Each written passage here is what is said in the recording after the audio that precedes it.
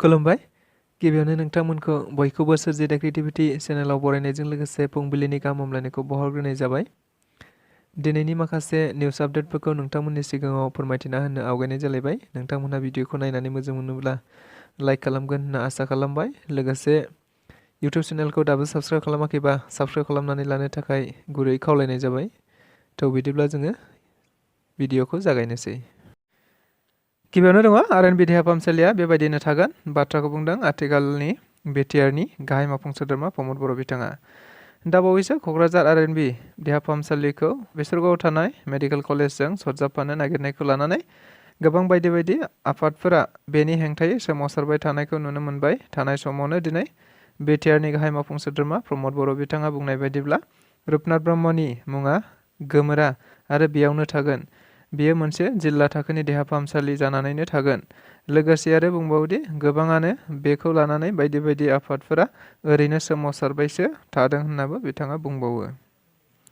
गोजोनथाव खौरां बाक्सा जिल्लानि सिङाव थानाय मेदाघाट गेरुवापारा गामिनि सुरजित देउरिया थांनाय 14 जानुवारियाव जानाय इन्ड'नेसिया हादराव mister Asia world wide universe 2023 बादायलायनायाव भारतनि जानानै सेथि बान्थाखौ आवग्रिनो हायो, जेराव ओनसोलाव गोबां गोग्गानाय लाबोनो हादों होनना खौराङाव मिथिनो मोननाय जादों।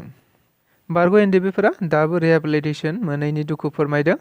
थांनाय 2020 मायथाइनि 27 जानुवारि खालि बिटिआर गोरोबथानि गेजेरजों गासै एनडिबिफोरानो ओंखारबोदोंमोन, जेराव बेबायदिनो गोरोबथानि गेजेरजों गासै एनडिबिफोरानो गाव सुंथानांगौनि थाखाय माखासे राङारि रिहेबिलिटेसन मोननांगौमोन, नाथाय बिथांमोना दासिमबो मोनाखै होनना खौरांगिरि मेलनि गेजेरजों दुखु मोननाय फोरमायदों।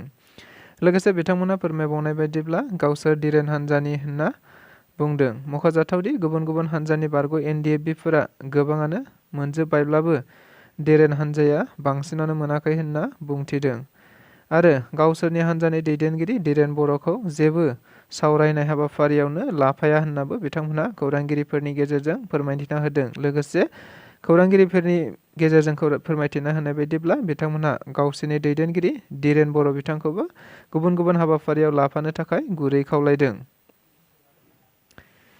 क'क्राझार जिल्ला दुलाराय बर' फरायसा आफादा क'क्राझाराव थानाय मेडिकेल कलेजनि बेनारखौ बोखारनाय जायो। मिथिनाय बायदिब्ला क'क्राझाराव गोदानै लुजानाय मेडिकेल कलेजनि बेनाराव असमिया आरो इंराजिनि राव थानायखौ नुनो मोननाय जादोंब्लाबो बर' रावखौ नुनो मोननाय जायाखै, जायनि जाहोनाव क'क्राझार जिल्ला दुलाराय बर' फरायसा आफादा मैया हरावनो थांनानै खौरां लाहैनायाव बे थांखिया रायजोआरि थाखोनिसो जानायाव बेखौ बोख्लायनाय जायो होनना मिथिनो मोननाय जादों। जेब्लासिम बर' हांखोजों लिरनायनि बिथोन फैया अब्लासिम बे कलेजनि सिङाव आरो लांगोनायाव जेरावबो बेनार लागायनो मोना होननानै क'क्राझार जिल्ला दुलाराय बर' फरायसा आफादनिफ्राय खौरांगिरिफोरनि गेजेरजों रोखायै बुंथिना होयो।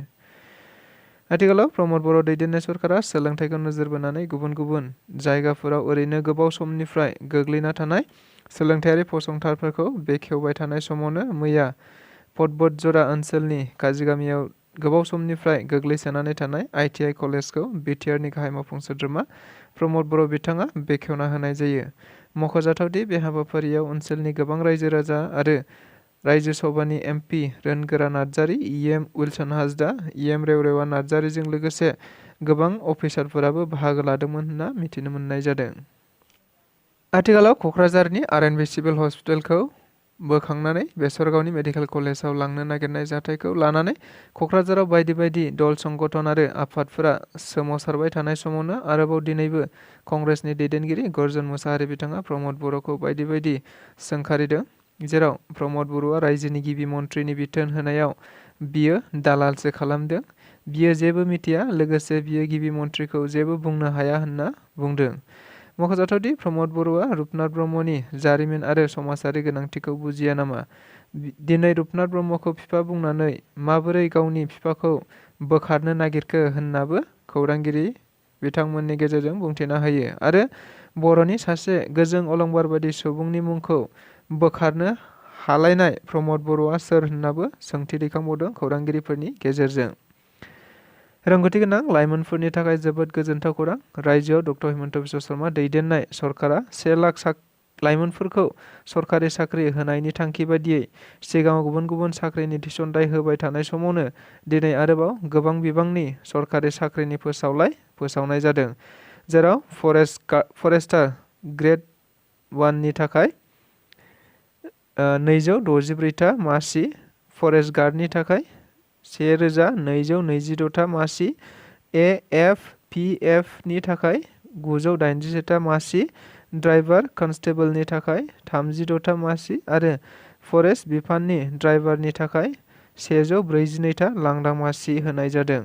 मख'जाथावदि बेनि थाखाय आलादा आलादा सोलोंथायारि रोंगौथि बिनाय जादों आरो बेनि एप्लाइखौ 23 जानुवारिनिफ्राय 6 फेब्रुवारिसिम जागोन होनना मिथिनो मोननाय जादों।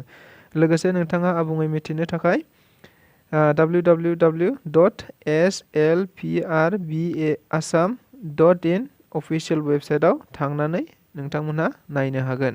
बेजों लोगोसे दिनैनि रादाबा बेखिनियानो। गोजोन्थों।